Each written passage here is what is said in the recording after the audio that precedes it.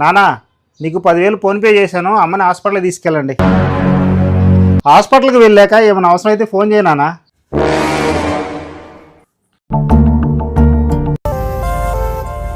మీ నాన్న ఎప్పుడు అడిగినా డబ్బులు పంపిస్తారు, ఏ వాళ్ళు సంపాదించుకోలేరా?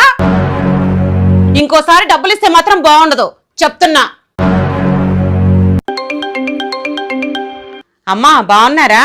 మీ ఆయన అడుగు ఒక 20,000 సర్దమ్మా.